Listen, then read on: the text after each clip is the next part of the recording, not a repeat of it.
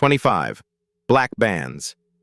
From the 1970s with the most tragic ends. The 1970s gave us some of the most powerful black bands in history. Funk innovators, soul storytellers, and groups that defined entire generations. Yet behind the hits, many of their journeys ended in heartbreak breakups or being forgotten far too soon. How could bands that once ruled the charts with platinum singles and sold-out tours fade into silence? Today, we uncover the rise and tragic falls of 25 black bands from that golden decade. Stay with us, drop your thoughts in the comments, and don't forget to like, share, and subscribe to Legends of Black Excellence. The Meters. When people talk about the birth of funk, James Brown and Sly Stone usually dominate the conversation. But in New Orleans, there was another force shaping the raw, syncopated grooves that would inspire generations: the Meters. Formed in 1965 by keyboardist Art Neville, guitarist Leo Nocentelli, bassist George Porter Jr., and drummer Joseph Zigaboo. Modeliste. The Meters were more than just a band. They were the rhythmic DNA of New Orleans funk. Their early gigs as the house band for Allen Toussaint's label gave them a foundation, but it was their lean, stripped-down sound that stood out. Unlike many contemporaries, the Meters weren't driven by horns or lush orchestrations. They relied on pocket-tight rhythms that let the bass and drums speak volumes. Tracks like Sissy Strut, 1969, and 4 became funk standards, with Sissy Strut even breaking into the Billboard Hot 100 at number 23. Their music would later be sampled by hip-hop legends such as Public Enemy, LL Cool J, and a tribe called Quest. Despite their influence, widespread commercial fame escaped them. They were adored by musicians but overlooked by the mainstream market. Part of the problem was the business side. Poor promotion, changing labels, and disputes over management drained their momentum. By 1977, tension between members and industry frustrations pushed the group to split, leaving behind a catalog that critics loved but the general public never fully embraced. At their peak, the Meters also toured with the Rolling Stones, proof of how highly respected they were among peers. Yet while the Stones skyrocketed to superstardom, the Meters remained cult heroes. Their breakup was not marked by scandal or tragedy in the sensational sense, but by the quieter heartbreak of unrealized potential.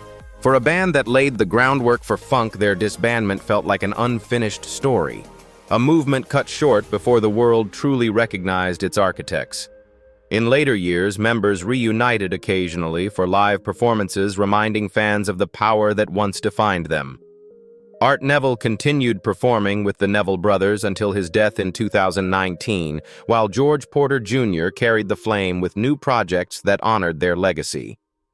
Today, their grooves live on, not only in funk and soul, but also in the DNA of hip-hop and R&B, sampled endlessly and revered by musicians who know their worth.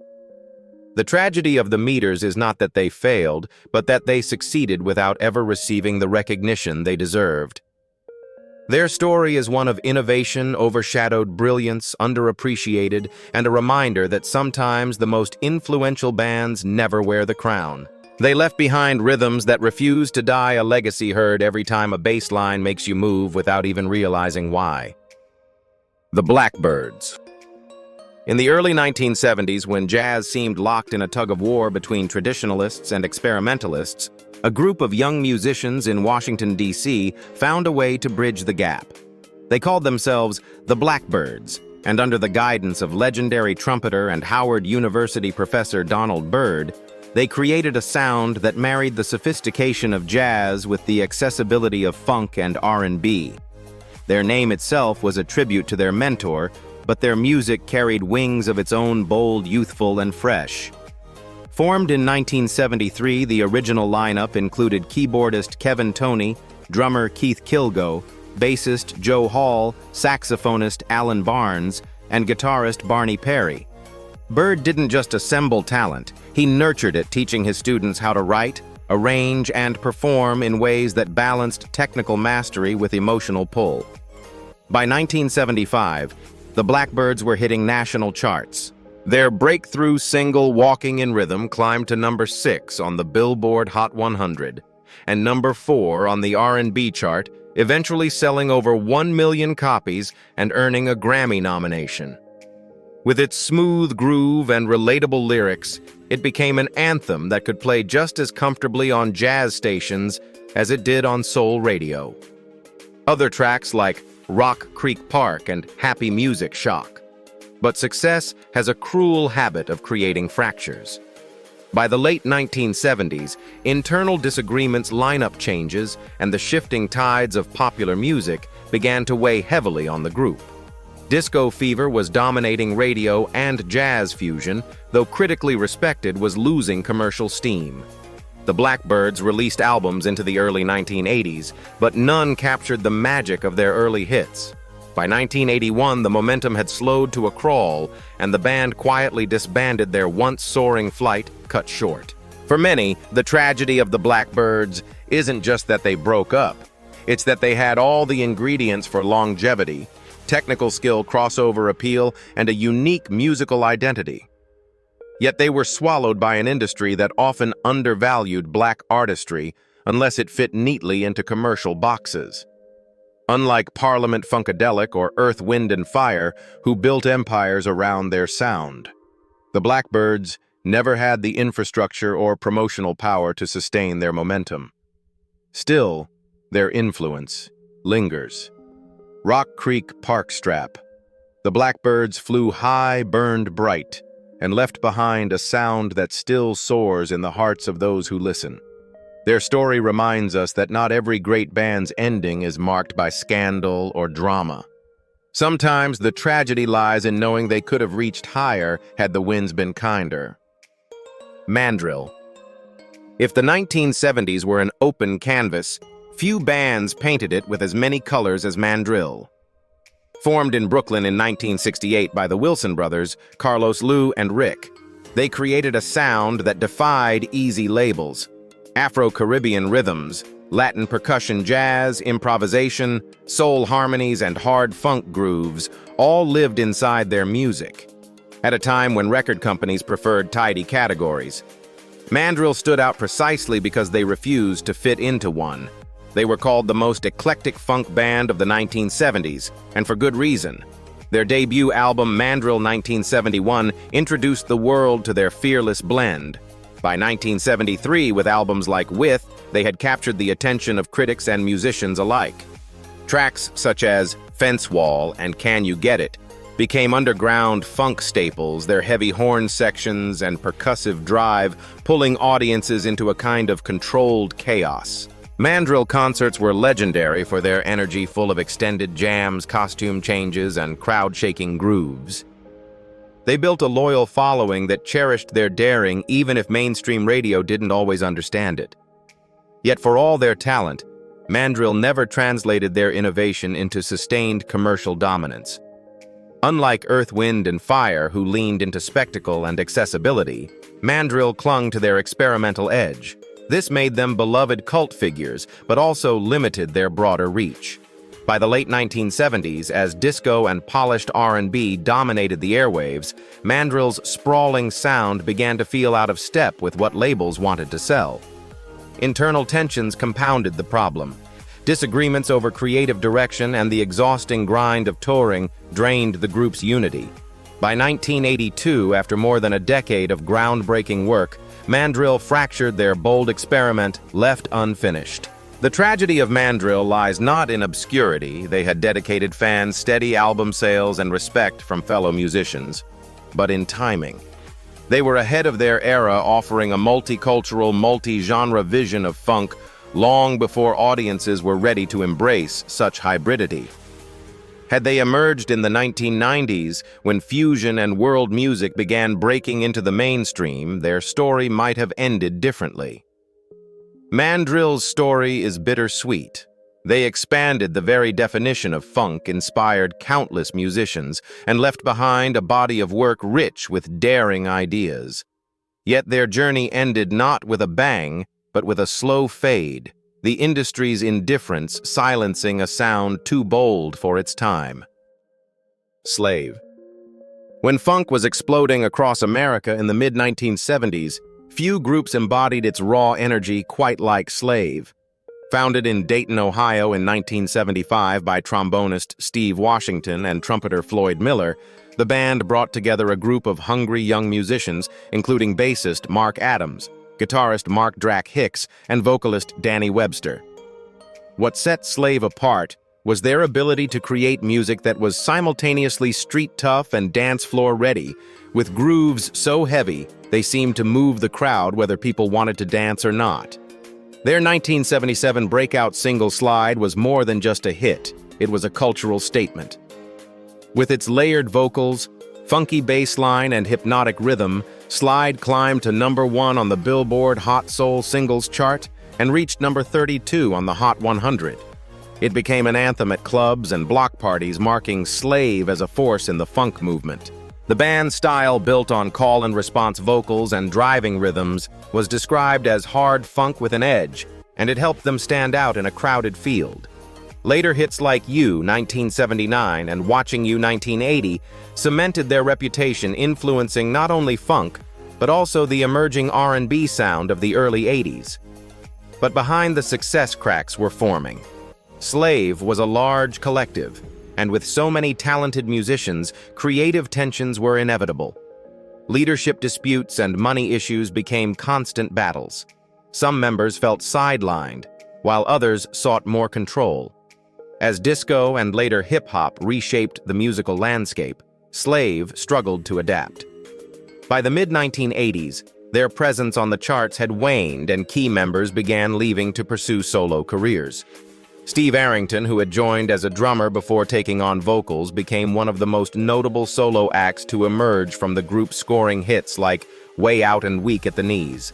The tragedy of Slave is twofold. They had the raw talent to dominate funk for decades, yet internal conflicts prevented them from sustaining their momentum. Unlike Earth, Wind and Fire, who carefully built an empire, Slave's story is one of wasted opportunities and fractured vision. Their music still resonates. Slide remains a funk classic, often sampled in hip-hop and covered by younger bands, but their trajectory serves as a cautionary tale of how fragile success can be. By the 1990s, Slave had essentially dissolved, remembered mostly by loyal funk fans and collectors who prized their vinyl. Mark Adams, whose bass lines defined the group's sound, passed away in 2011, a somber reminder of how much the world lost with Slave's decline. Yet their grooves live on, pulsing through the DNA of modern R&B and hip-hop. Slave's journey proves that funk was not just about music, it was about unity, vision, and timing. Without those elements, even the strongest rhythm can falter. Their end was not as dramatic as some, but it was tragic in its own way, a band built to last, undone by forces within. Brick. When you think of funk's golden age, most people picture big stage productions, glittering costumes, and horn sections that could blow the roof off any venue. But in Atlanta in 1972, a group of musicians decided to take a different route. They called themselves Brick, and what made them unique was their groundbreaking blend of disco and jazz, a style they proudly named Daz. It wasn't just a gimmick. It was a full-fledged genre that briefly placed them among the most creative bands of the 1970s. The band was born when guitarist Reggie Hargis united players from two different worlds, a disco outfit and a jazz ensemble. Together, they forged a sound that was slick, yet sophisticated equally at home in smoky jazz clubs and bustling dance halls. In 1976, Brick struck gold with their single Daz. The track shot to #1 on the US R&B chart, and #3 on the Billboard Hot 100, selling over 1 million copies and earning them a reputation as innovators. With its playful lyrics, funky guitar, and jazzy horn flourishes, Daz became more than a song. It was a movement. They followed up with other hits like Deucic and Ain't Gonna Hurt Nobody, both. But as the 1980s dawned, the tides began to turn. Disco was suddenly under attack, and the infamous Disco Demolition Night of 1979 symbolized how quickly public taste could shift. Funk was evolving too, leaning towards synth-heavy production and tighter radio-friendly hooks. Brick's carefully balanced fusion started to feel out of place in a rapidly changing market.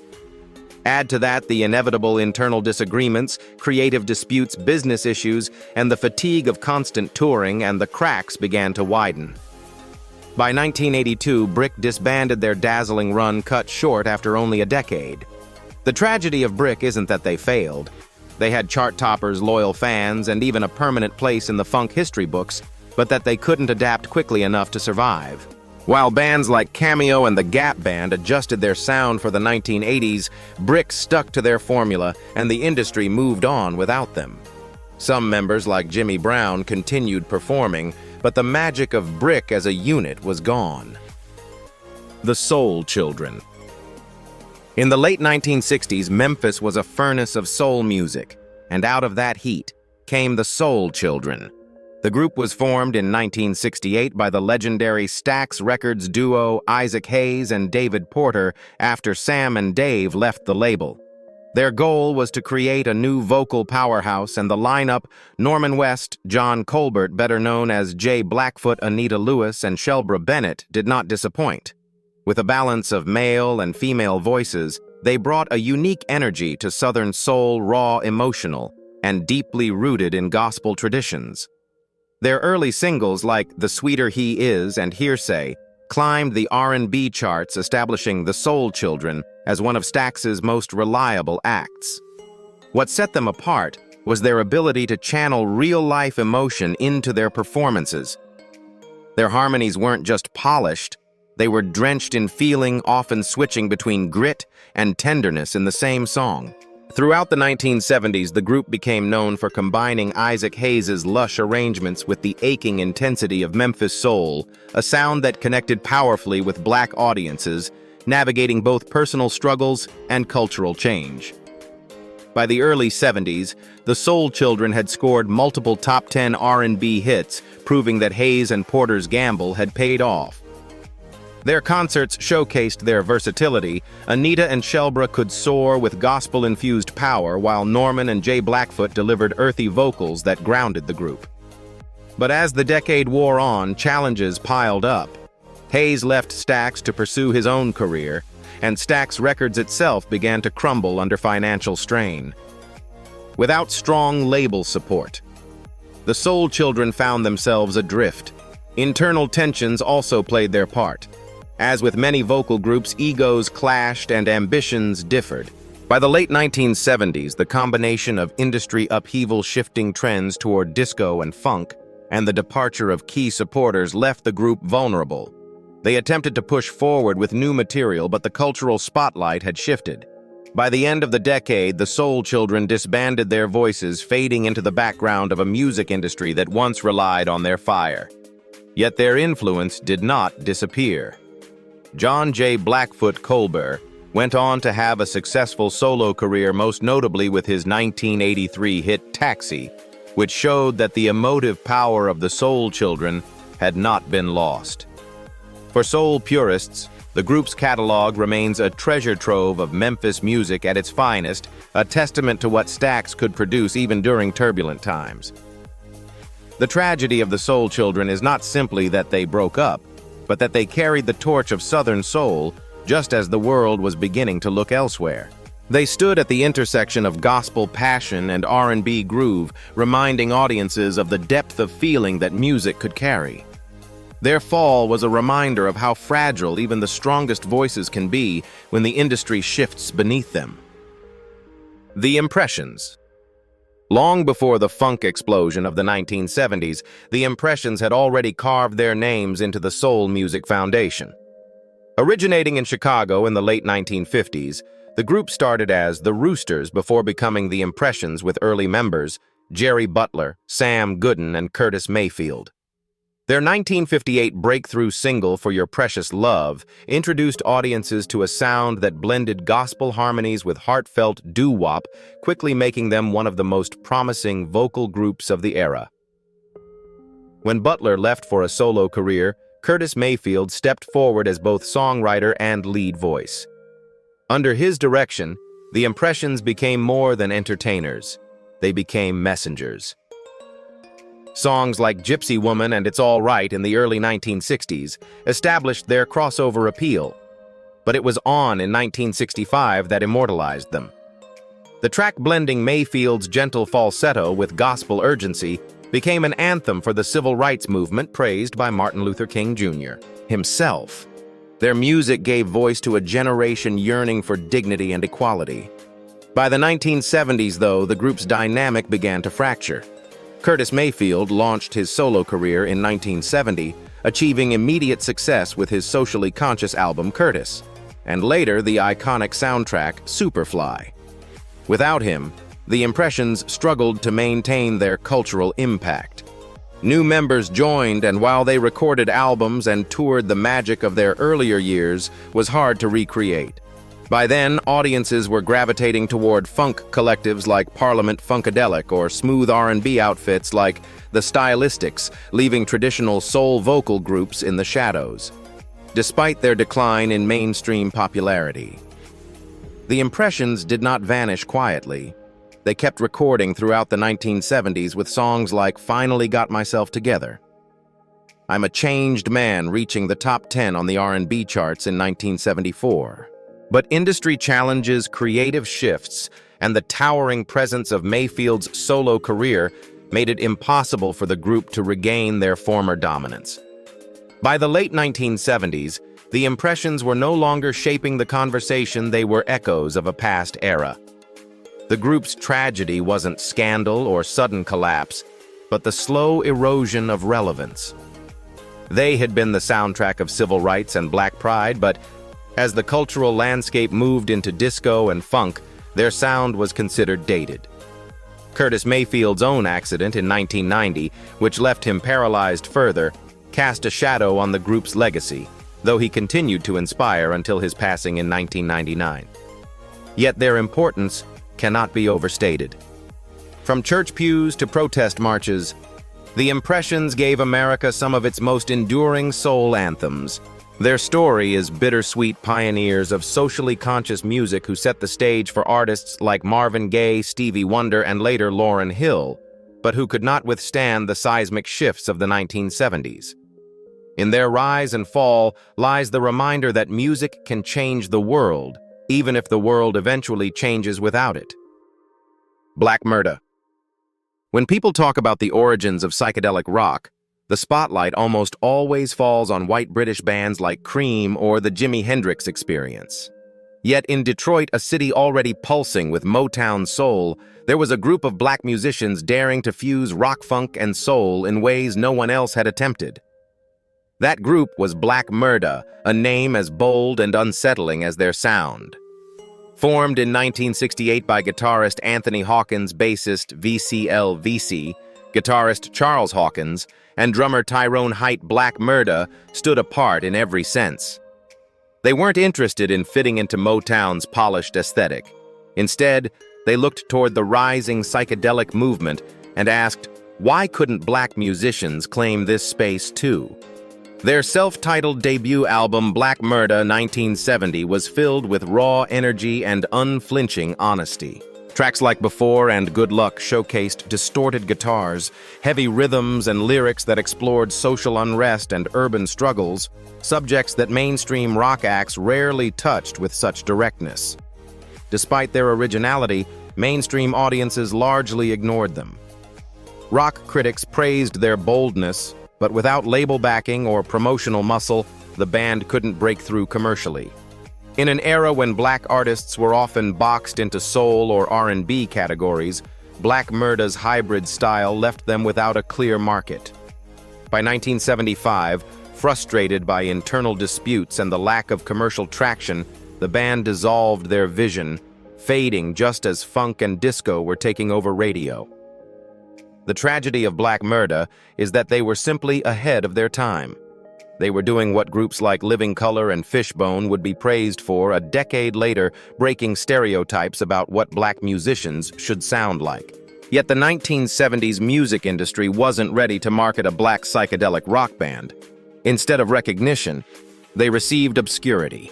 Their members drifted into other projects, with some returning to session work or local gigs.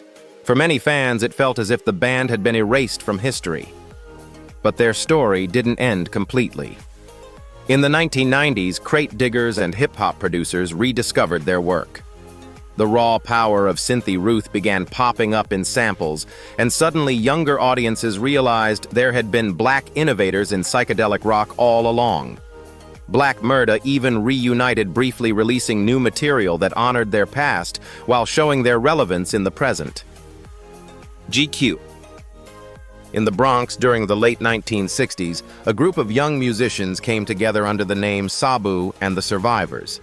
Later rebranded as they played the local circuit mixing funk soul and rhythm and blues. But in 1978, with disco fever sweeping across America, they took on a new identity, GQ, short for Good Q. That name wasn't just a brand, it was a mission statement. And for a brief but brilliant window, GQ lived up to it, producing some of the slickest, most infectious disco funk grooves of the late 70s and early 80s. Their breakthrough came with the album Disco Nights in 1979. The title track, Disco Nights Rock Freak, was a monster hit, shooting to #1 on the Billboard R&B chart and peaking at #12 on the Hot 100. It sold over 1 million copies and earned them a gold record. With its irresistible bass line, shimmering guitar, and Emmanuel Rahim LeBlanc's smooth falsetto, the song captured the glamour and excitement of the disco era. Their cover of Billy Stewart's I Do Love You. As throughout the early 1980s, GQ remained a presence on the charts with tracks like Sitting in the Park and Shake. They were known for their impeccable stage presence, sharp suits, polished choreography, and the kind of vocal harmonies that made them equally appealing in clubs and on radio. Unlike many disco acts dismissed as fleeting trends, GQ showed musical depth rooted in years of performing as the rhythm makers. But then tragedy struck in ways the band could not control. In 1980, drummer Paul Service suffered a severe wrist injury in a car accident. Though he was replaced by Steve Adorno, the loss disrupted the group's chemistry. At the same time, disco itself was under attack. By 1979, the infamous Disco Demolition Night had turned public sentiment against the genre, and radio stations began dropping disco tracks in favor of new wave and rock. GQ suddenly found themselves fighting not just personal setbacks, but an entire cultural shift. By the mid-1980s, their momentum had slowed. Internal disagreements surfaced, and like many bands of the era, they struggled to adapt to the synthesizer-driven R&B sound that was becoming dominant. In 1991, after years of diminishing returns, GQ disbanded. Unlike groups that imploded in scandal, their end was quieter, simply the fading of a group that once commanded dance floors across the country. Still, their legacy lives on. Emmanuel Rahim LeBlanc has continued performing, keeping GQ's music alive through live shows and re-recordings. Hip-hop artists have sampled their tracks, ensuring that new generations hear echoes of their grooves. Their rise and fall capture the fragility of success in the music business. One moment you're ruling the clubs, the next, you're a casualty of shifting trends. The tragedy of GQ is not that they were forgotten, but that their artistry was tied so tightly to a genre that was unfairly dismissed. For those who remember, Disco Nights isn't just a song, it's a time capsule of an era when black musicians brought sophistication and joy to the dance floor, only to see the lights dim before the party was truly over. Lakeside. In the crowded field of funk bands that emerged from Ohio, a state that also birthed giants like Slave Zap and the Ohio Players, Lakeside carved their own legend. Originally formed in Dayton in 1969 as T, they merged with another local act called the Nomads to become the Ohio Lakeside Express. By 1977, they shortened the name to simply Lakened. Their rise was steady, but the breakthrough came in 1980 with Fantastic Voyage. Fantastic Voyage captured the escapist spirit of the era. It wasn't just a song, it was an invitation. Dance floors lit up as fans embraced its promise of fun and freedom. To this day, Fan remains a staple of funk playlists and has been sampled by hip-hop artists, most notably Coolio in the 1990s, ensuring its immortality across generations. Lakeside's live shows were equally legendary. Known for elaborate costumes, theatrical skits, and high-energy performances, they transformed concerts into spectacles. Hits like Raid, Something About That Woman, and Your Love Is on the One kept them on the charts throughout the early 1980s, while their albums consistently performed well on the R&B charts. For a moment, it looked like Lakeside would stand shoulder to shoulder with the era's biggest acts. But fame is a fragile thing. By the mid-1980s, funk's popularity was waning. Synth-heavy R&B and emerging hip-hop were capturing audiences' attention, leaving traditional funk bands struggling to keep up. Internal conflicts also began to surface within Lakeside. Creative disagreements and financial strain took a toll. Without the support of major hits after their peak years, they found themselves touring smaller venues for less money. By the early 1990s, without a record contract and with members leaving one by one, Lakeside's once mighty voyage had run aground. Yet their story is not without triumph. Surviving members have reunited for funk festivals and tours, keeping the spirit of Lakeside alive for loyal fans. And every time Fantastic Voyage plays, whether on vinyl or sampled in a modern track, it reminds listeners of the joyous energy they brought to the stage. Lakeside's end may have been quiet, but their legacy sails on in grooves that still make people move. New Birth. Few bands from the 1970s captured the sprawling ambition of funk and R&B like New Birth. Formed in Louisville, Kentucky in 1969 under the guidance of musician Vernon Bullock and Motown producer Harvey Fuqua, New Birth wasn't just a band, it was practically an orchestra. Built from a combination of smaller groups such as the Night Lighters and the Mint Juleps, they were a massive collective that could swell to over a dozen performers on stage. Their strength was in numbers, and for a time that strength seemed unstoppable. New Birth's sound was rich, dynamic, and versatile. They could deliver the raw punch of funk one moment and then slide seamlessly into lush ballads the next. By the early 1970s, they were hitting their stride with tracks like I Can Understand It, Appetite, It's Been a Long Time, and Wildflower Beck. But managing a band of that size came with enormous challenges. With so many members contributing, creative tensions were constant, and financial arrangements often left individuals feeling shortchanged. The bigger the group became, the harder it was to maintain unity. By the mid-1970s, cracks began to show. Key vocalists like Leslie Wilson and Melvin Wilson eventually left, with Leslie joining LTD, which only weakened the group further. By the early 1980s, the music industry itself was shifting. Funk was evolving, disco had peaked and collapsed, and R&B was leaning towards sleeker synthesizer-driven production. New Birth's massive lineup and old-school arrangements started to feel out of step with the times. They released albums into the early 1980s, but without major hits, the momentum faded. Internal disputes, management issues, and the sheer weight of holding such a large band together eventually led to their breakup. Yet their legacy endures in subtle but important ways. Their music continues to be sampled by hip-hop artists, and songs like Wildflower still resonate with audiences who crave soul sung with unfiltered passion. Funk historians recognize New Birth as proof of both the possibilities and the pitfalls of building a band that big. In the end, New Birth's story is bittersweet, a collective born out of creativity and ambition undone by the very size that made them special. They soared high but couldn't keep it together, leaving behind echoes of what could have been one of funk's greatest dynasties. Side effect. In the early 1970s, Los Angeles was buzzing with disco lights, jazz clubs, and funk grooves. Out of this vibrant scene came Side Effect, a band that embodied the city's blend of sophistication and grit. Founded in 1972 by vocalist and producer Augie Johnson. Side Effect quickly established themselves as a group that could fuse soulful melodies with complex jazz harmonies while keeping a steady funk backbone. Their talent wasn't just in musicianship, but also in adaptability. They could sound silky smooth on one track and explosively funky on the next.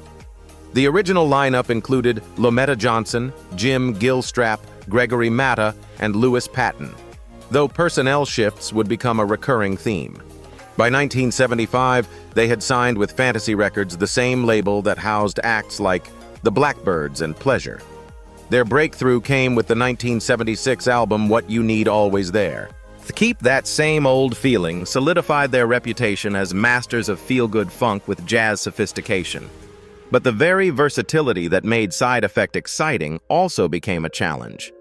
They existed in an awkward middle ground, too funky to be pure jazz, too jazzy to dominate the R&B and disco charts. As the late 1970s bled into the 1980s, the industry began favoring more streamlined sounds. Side Effect, with their rotating lineup and eclectic approach, struggled to keep a consistent identity. Adding to the instability, powerhouse vocalist Mickey Howard joined briefly in the early 1980s before leaving to pursue her solo career, where she found success with hits like Love Under New Management. Losing her was a major blow to the group's momentum. Despite these setbacks, Side Effect kept recording and performing.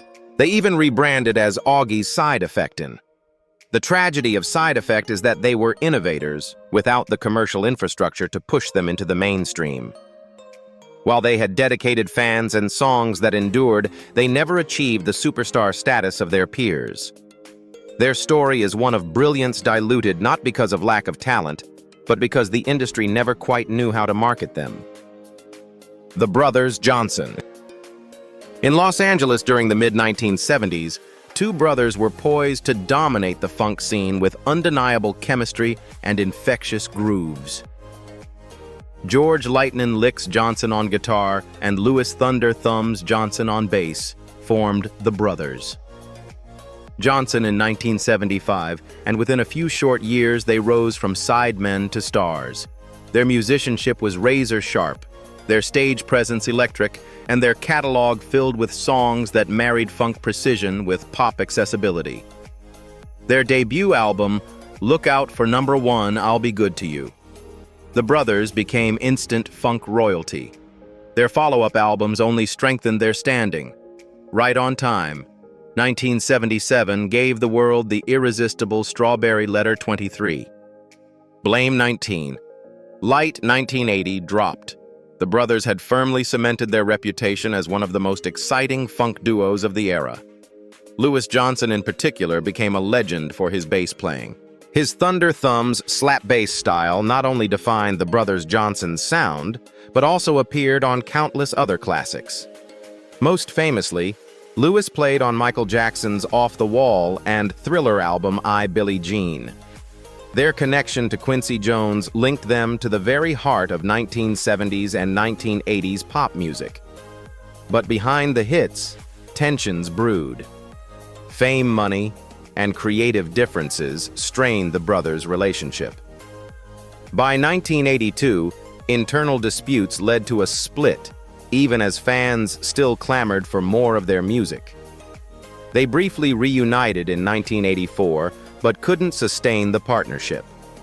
Unlike other funk bands undone by industry collapse, the Brothers Johnson's tragedy was deeply personal.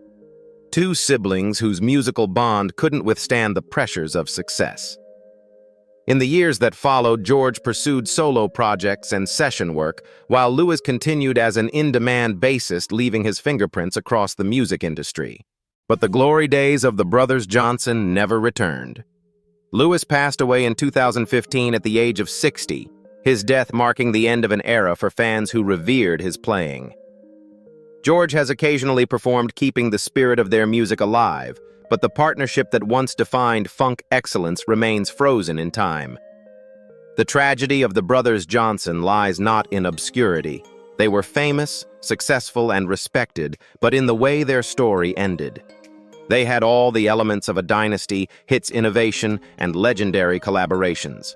Yet their bond fractured too soon, cutting short what could have been decades of dominance. Still, their legacy endures every time Strawberry Letter 23 plays on the radio or a bassist tries to imitate Louis' thunderous thumb. Shalimar. In the glittering world of late 1970s, Los Angeles Shalimar represented youth glamour and the promise of R&B's future. Unlike many funk and soul groups that were born in garages or nightclubs, Shalimar's roots were far more unusual. They came straight from television. Created by Soul Train impresario Don Cornelius and Solar Records founder Dick Griffey, Soul Train dancers Jody Watley and Jeffrey Daniel. Their breakthrough was swift. In 1979, the single The Second Time Around climbed to #1 on the R&B chart and #8 on the Billboard Hot 100. With its polished production, silky vocals, and undeniable groove, it established Shalimar as serious hitmakers. The early 1980s brought even bigger success. Their 1982 album Friends went platinum, powered by A Night to Remember, a track that became an international anthem and still packs dance floors today. The group's blend of catchy hooks, sharp choreography, and cutting-edge fashion made them icons of the post-disco R&B era. At their peak, Shalimar could do no wrong. They toured internationally, influenced countless performers, and even introduced American audiences to body-popping and street dance styles through Jeffrey Daniels' groundbreaking performances. For a generation of fans, they weren't just musicians, they were cultural trendsetters. But success brought its own storm. Behind the smooth harmonies were growing tensions. Jody Watley grew frustrated with management and the group's direction. By 1983, she had left pursuing a solo career that brought her a Grammy win. Howard Hewitt also departed to go solo, and without its strongest voices, Shalimar began to crumble. Attempts to revive the brand with new members never captured the same spark, and by 1991, the group had effectively dissolved. Today, their songs live on through samples, remixes, and endless spins at retro parties. Jody Watley and Jeffrey Daniel occasionally reunite for performances, keeping the flame alive. Still, Shalimar's story is bittersweet. A band born from television magic, lifted by undeniable talent, and brought down by the very pressures that fame creates. Their music promised a night to remember, but their end became a lesson in how fleeting stardom can be. The Gap Band. If funk had a royal family, the Wilson brothers from Tulsa, Oklahoma would surely claim a seat at the throne. Charlie Ronnie and Robert Wilson formed T in 1967, naming themselves after 3 streets in their hometown, Greenwood, Archer, and Pine. Their journey took them from backing other artists in the early 1970s to becoming one of the most dominant funk groups of the late 70s and 80s. What set the Gap Band apart was their ability to combine thundering bass lines, catchy hooks, and Charlie Wilson's unmistakable vocals into songs that could make you dance and sing along in equal measure. Their rise was cemented with a string of hits that defined an era. Shake 1979 gave them momentum, but it was and 1982. Yes, the Again. Yes showcased their versatility by blending funk, gospel, and soul. Between 1979 and 1989, the Gap Band notched more than a dozen top 10 R&B singles, making them household names. Their live performances were equally legendary. Funk parades with blasting horns, synchronized moves, and Charlie Wilson's commanding presence turned every concert into a party. For a while, it seemed like nothing could stop them. They influenced a generation of artists with their grooves later sampled by hip-hop heavyweights like Snoop Dogg, Nas, and Ice Cube. Charlie Wilson himself became known as Uncle Charlie in the hip-hop community, a mentor and collaborator for younger stars. But behind the success were struggles that eventually wore them down. Internal disagreements, shifting music trends, and the exhausting demands of touring began to take their toll by the late 1980s. As new jack swing hip-hop and polished R&B dominated radio, the Gap Band's classic funk style began to feel outdated. By 2010, after decades of performing together, the group officially retired. Tragedy struck the family as well. Ronnie Wilson passed away in 2021, a painful reminder that even legends are not immortal. Robert Wilson died earlier in 2010, leaving Charlie as the last surviving brother to carry the torch. Charlie's solo career has been remarkable, earning Grammy nominations and collaborating with Kanye West, Pharrell, and Justin Timberlake, but it also underscores the bittersweet truth the band that once shook the world with its bombs and grooves, no longer exists. The story of the Gap Band is one of brilliance and endurance, but also of decline. They dropped a bomb on funk history that still reverberates today, yet their ending feels like an unfinished chapter. Their music remains outstanding, but their journey reminds us how even giants can fade when time and change march on. Black Ivory. When it comes to sweet soul harmonies of the 1970s, few groups captured the tenderness of young love like Black Ivory. Leroy Burgess, Stuart Bascom, and Russell Patterson quickly became known for their silky falsettos and heartfelt ballads. At a time when funk bands were shaking dance floors, Black Ivory carved out a lane of intimacy, making music that spoke directly to the heart. Their breakout came with Don't Turn Around in 1971, a song that climbed the R&B charts and became a favorite among lovers. Follow-up hits like You and I and I'll Find a Way East. By the mid-1970s, Black Ivory had built a loyal following, especially in urban centers where quiet storm radio was on the rise. Yet even as they released more albums, storm clouds gathered. Internal tensions began to surface, and the lure of solo careers tempted members to look elsewhere.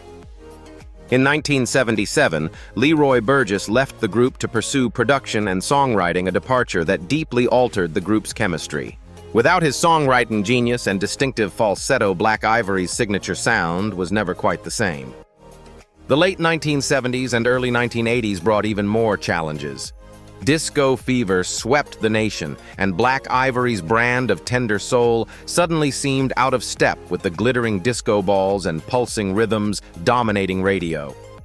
Though Stuart Bascom and Russell Patterson tried to keep the group afloat with new members and updated sounds, the momentum had faded. By the early 1980s, Black Ivory had slipped from the charts, their once promising journey cut short by both industry shifts and the loss of their original creative spark. Yet their influence cannot be denied. Leroy Burgess went on to become an influential figure in the boogie and early house music scenes, co-writing tracks that helped shape the sound of 1980s dance floors. Meanwhile, Black Ivory's early catalog has been sampled by hip-hop producers, ensuring that their falsetto-driven harmonies continue to echo in new forms. The tragedy of Black Ivory isn't scandal or implosion, it's the quiet heartbreak of a group whose music meant so much to fans, but who couldn't withstand the relentless changes of the music industry. Their songs remain timeless gems of 70s soul, treasured by collectors and romantics alike. But their story reminds us how fragile even the sweetest voices can be when the world moves on too quickly. The undisputed truth. In the early 1970s, Motown was a machine that had already produced countless stars. But producer Norman Whitfield, known for reshaping the Temptations with socially charged psychedelic soul, wanted an outlet for his boldest experiments. That vision gave birth to T.H. in 1970. The original trio, Joe Harris, Billy Ray Calvin, and Brenda Joyce Evans, stood out instantly not just for their music, but for their daring stage presence. With glittering costumes, afro wigs, and a psychedelic flair, they looked as radical as they sounded. Their breakout hit came in 1971 with Smiling Faces, sometimes a haunting, paranoid anthem that climbed to number 3 on the Billboard Hot 100. Unlike Motown's polished love songs, this track was cynical and unflinching, warning listeners about deception and betrayal. It was a bold departure from the Motown formula, proving Whitfield's gamble had paid off. Their sound was built on heavy bass lines, wah-wah guitars, layered harmonies, and lyrics that reflected the turbulence of the era, Vietnam civil rights, and distrust in authority. As the 1970s progressed, The Undisputed Truth released more albums under Whitfield's guidance, including Law of the Land and Down to Earth. They scored hits like Papa Wah, though the Temptations version became the definitive one, and continued pushing psychedelic soul into uncharted territory. But the lineup was far from stable. In 1973, Calvin and Evans left, and Whitfield replaced them with new singers, reshaping the group multiple times. While this kept the music flowing, it also diluted their identity. fans never fully connected with the revolving door of members. The late 1970s brought even more challenges. Motown itself was shifting, moving away from socially conscious experimentation toward disco and smoother R&B.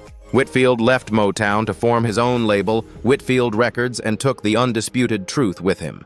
For a moment, it looked like they might reinvent themselves, but industry realities caught up quickly. Their 1979 disco track, You Plus Me, Eel's Love Had. The tragedy of the undisputed truth lies not in being forgotten. They remain beloved among funk and soul collectors, but in never fully escaping Whitfield's shadow. Their creativity and daring were undeniable, but they were often treated as Motown's experimental project rather than a marquee act in their own right. As a result, even their biggest songs are more often remembered through other artists' versions. Brainstorm. In the late 1970s, Detroit was still a music powerhouse, though Motown had shifted much of its focus to Los Angeles.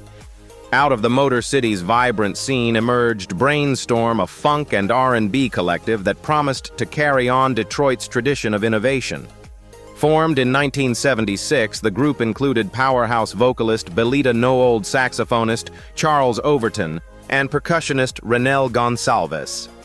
Their debut album, Stormin' 1977, immediately made noise. The single Lovin' Hit No, This Must Be Heaven. Brainstorm's second album, Journey to the Light. 1978 kept the momentum going, showcasing even more of their versatility. They weren't content to stay in one-lane funk disco, gospel-infused harmonies, and jazz-inspired arrangements all found their way into their music. Critics praised them for their musicianship, and fans responded to their electrifying live performances. For a moment, Brainstorm looked poised to become one of the leading funk bands of the late 1970s. But the storm clouds soon began to scatter. By the early 1980s, shifting musical trends made it difficult for bands like Brainstorm to hold on to mainstream attention. Disco's backlash in 1979 closed doors for groups that thrived in club environments. At the same time, new wave and synth-driven R&B acts were dominating the charts. Internal pressures didn't help either. Key members left, and the chemistry that had defined their sound began to unravel. By 1982, Brainstorm had essentially dissolved, their promising rise cut short before they could fully cement their legacy. Though their time in the spotlight was brief, the members of Brainstorm didn't disappear. Belita Woods later joined George Clinton's Parliament Funkadelic, keeping her powerful voice alive on stages worldwide. Gerald "Jerry" Kent, who was part of their extended lineup, moved into production and songwriting. Their influence seeped into hip-hop as DJs and producers began sampling their tracks, ensuring their grooves lived on in new contexts. The tragedy of Brainstorm is not a scandal or sudden collapse, but rather the quiet disappointment of a band that had everything: talent, energy, and a unique sound, but arrived at the wrong time. They left behind just a few albums, yet those records remain cult favorites among funk aficionados and collectors. Listening to Stormin' today feels like catching lightning in a bottle, powerful, electrifying, and gone too soon. The Originals. At the height of Motown's reign, dozens of groups came and went, but few carried the bittersweet legacy of the Originals. Formed in Detroit in 1966, the group included Freddie Gorman, Hank Dixon, C.P. Spencer, and Walter Gaines. They were known as Motown's best-kept secret because for much of their early career they worked as background singers rather than frontline stars. Their voices can be heard supporting heavyweights like Stevie Wonder, Marvin Gaye, and Diana Ross and the Supremes. But these men were far too talented to stay in the shadows forever. Their moment arrived in 1969 when Marvin Gaye took them under his wing as producer. The result was the haunting ballad "Baby I'm For Real," which soared to #1 on the Billboard R&B chart and #14 on the Hot 100. With its gospel-infused harmonies and aching sincerity, the song became their signature hit, selling over 1 million copies. They followed it with "The Belzin." The group's strength was their versatility. They could sing heartfelt ballads that rivaled the Temptations while also diving into the disco-funk trend of the mid-1970s with tracks like "Down to Lovetown." Their adaptability kept them afloat during a period when Motown was shifting away from Detroit and into new sonic territory. Yet despite flashes of brilliance, the Originals never quite secured a permanent place among Motown's elite. By the early 1980s, the group's fortunes had taken a tragic turn. Internal changes began when C.P. Spencer left the band only to return briefly before being replaced again. The biggest blow came in 1981 when member Ty Hunter, who had joined after Spencer's departure, died of lung cancer. Without him and with Motown itself struggling to adapt to the 1980s market, the Originals disbanded in 1982. Their career had started with promise but ended with heartbreak as they watched their legacy fade while other Motown groups continued to thrive. Still, their music lives on in quiet but powerful ways. Baby, I'm for Realha. The tragedy of the Originals is that they were both essential and overlooked pillars of Motown's sound, who helped others shine brighter, only to find their own spotlight fading too soon. For fans who remember their songs, remain time capsules of an era when love ballads could move mountains, even if the world didn't always reward the voices behind them. The Detroit Emeralds. Detroit in the 1960s was a hotbed of soul, and while Motown dominated the charts, other groups were quietly building their own legacies. Among them was the Detroit Emeralds, Ivory Abram Cleophas, and Raymond Tillman, along with their childhood friend, James Mitchell. Unli. Their breakthrough came in the early 1970s with a string of hits that blended smooth vocals with irresistible grooves. Do Me Right. 19. Feel the Need in Me. 1972. Yes. For a while it seemed they were destined to rise alongside the Spinners or the Stylistics. Their live shows drew loyal fans, and their harmonies rivaled the best of the era. But behind the scenes, trouble was brewing. By 1974, disagreements fractured the group. Abram Tillman led one version of the band, while James Mitchell and Ivory Tillman led another, resulting in two competing Detroit Emeralds. This split created confusion in the marketplace, weakened their brand, and drained the momentum they had built. The industry's rapid shifts only made matters worse. As disco surged in the late 1970s, the Emeralds struggled to adapt. Though they continued releasing music, none of their later efforts matched the success of their early 70s hits. By 1978, after years of diminished returns and ongoing internal conflict, the group's presence had faded almost completely. What could have been a long and celebrated career instead ended with splintered lineups and fading recognition. Still, their influence lingers. Feel the Need in Me has been covered and remixed multiple times, including a popular 1977 disco version by the group themselves that found success in clubs. The track's endurance highlights the timeless appeal of their sound. Soul enthusiasts and collectors continue to treasure their records, keeping the Detroit Emeralds' name alive, even if mainstream audiences have largely forgotten them. The tragedy of the Detroit Emeralds lies not in a lack of talent, they had plenty, but in division. Unlike other groups that evolved or reinvented themselves, they fractured at the height of their potential, leaving behind a legacy of what could have been. Their story is a cautionary tale. Even the brightest gems can lose their shine when split apart. Pleasure. While most funk superstars of the 1970s emerged from places like Ohio, Detroit, or Los Angeles, Pleasure brought something different from the Pacific Northwest. Formed in Portland, Oregon in 1972, the band was a fusion of two local groups, The and the Soul Masters. Led by guitarist Marlon the Magician, McLean Nathaniel Phillips, and vocalist Marlon the Magician McLean, with contributions from Donald Hepburn, Bruce Carter, and Sherman Davis. Pleasure quickly became known for blending the grit of street funk with the sophistication of jazz. Discovered and championed by producer Wayne Henderson of the Crusaders, Pleasure signed with Fantasy Records and released their debut album, Dust Yourself Off a Joy You, 1977, contained the breakout hit of the same name, which climbed into the R&B Top 40.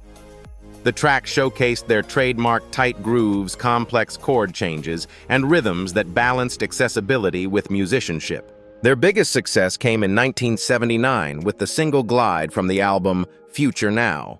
The track reached number 10 on the Billboard R&B chart and number 55 on the Hot 100.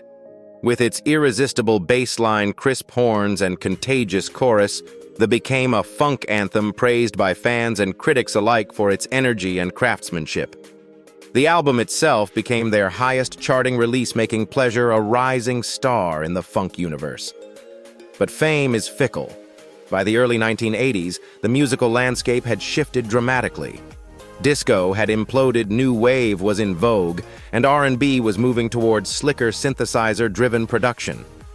Pleasure's intricate funk jazz style suddenly felt out of step. Internal disagreements and label pressures compounded their struggles.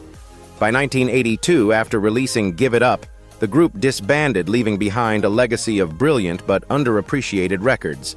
Even in their decline, members of Pleasure continued to make an impact.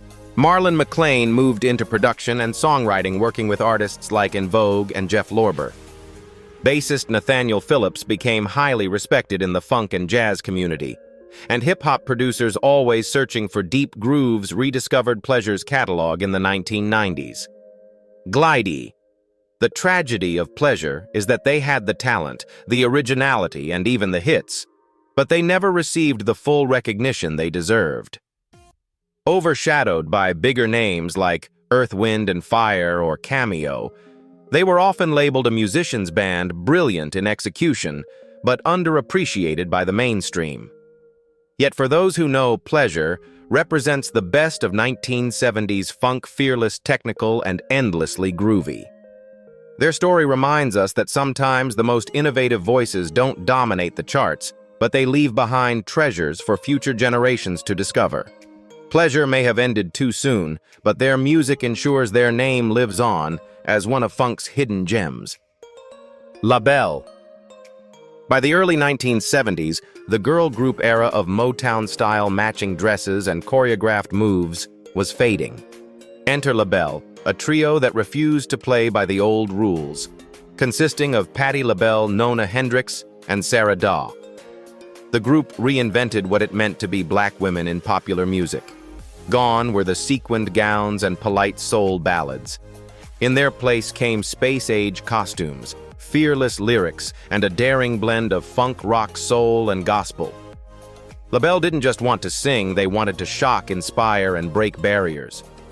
Their turning point came in 1971 when they rebranded from the traditional Patti LaBelle and the Bluebells into simply La Belle. Influenced by glam rock and Afrofuturism, they embraced theatrical stage shows with metallic outfits, feathered headdresses, and futuristic makeup.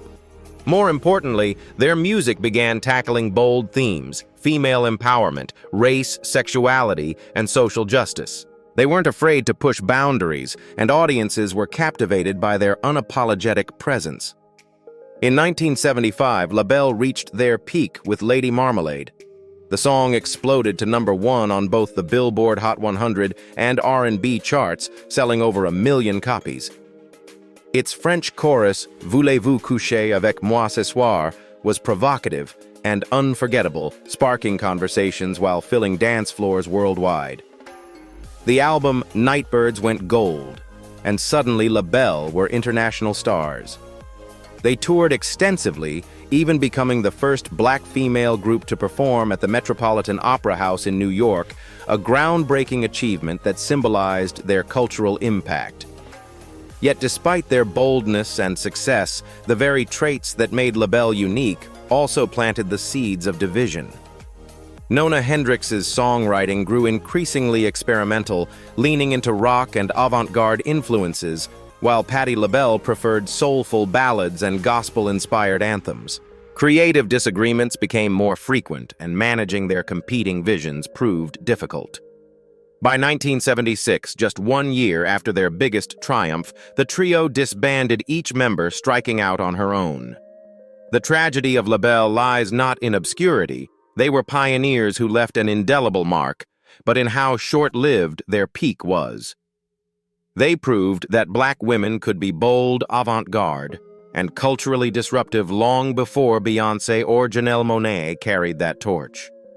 Lady Marmalade ensured their immortality, but their disbandment robbed fans of what could have been decades of genre-defying brilliance. The Chi-Lites. In the late 1950s, on the south side of Chicago, a group of teenagers came together with nothing more than harmony and ambition. By 1964, they had become the Chi-Lites, led by the remarkable voice and songwriting talent of Eugene Record Face. Their peak years were nothing short of dazzling. Between 1969 and 1974, they scored 11 top 10 R&B singles and 3 top 10 pop hits. Songs like Have You Seen Her, Oh Girl, 1972, Who Oh Girl, even reached #1 on the Billboard Hot 100, selling over 1 million copies. With Eugene Record's plaintive falsetto and the group's lush harmonies, the Chi-Lites created music that could break your heart and heal it in the same breath. They became known as the Shakespeare of soul, turning everyday struggles and love stories into timeless anthems. But the brighter the flame, the faster it flickers.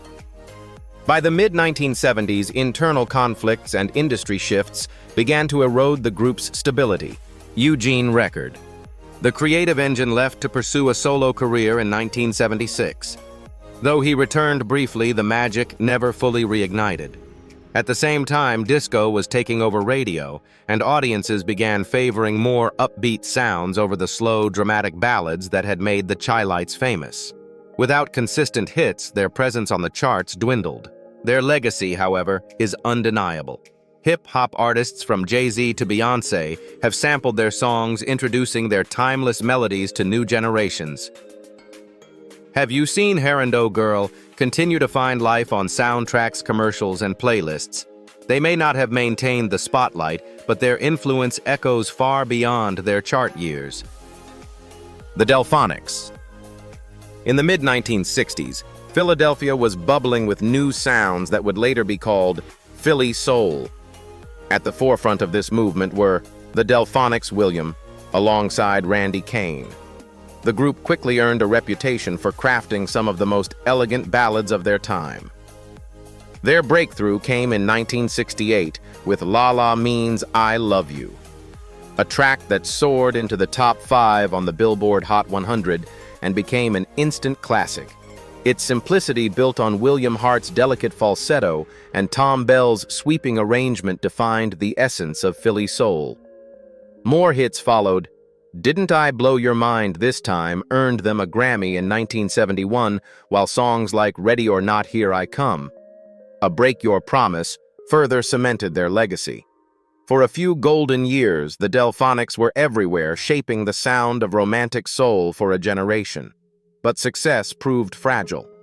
Internal tensions began to surface, especially between the Hart brothers. Randy Kane left in 1971, replaced by Major Harris, but stability remained elusive. As the 1970s wore on, the rise of funk and disco began to overshadow the group's signature ballad style.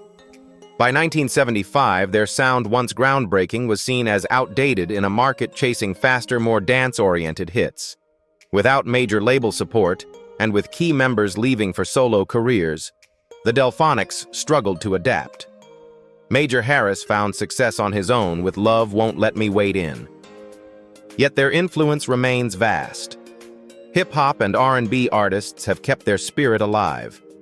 The Fugees famously sampled Ready or Not for their 1996 hit, while countless producers have borrowed the lush strings and falsetto hooks that the Delphonics pioneered. Their songs continue to appear in films, commercials, and playlists, proving their timeless appeal. The Delphonics' tragedy is not that they lacked talent, they had it in abundance, but that they couldn't hold together long enough to sustain their success. They were trailblazers of Philly soul, but the very genre they helped create soon outgrew them. Today, they're remembered as architects of romance in music, their falsettos still echoing with longing even as their story ended far too soon.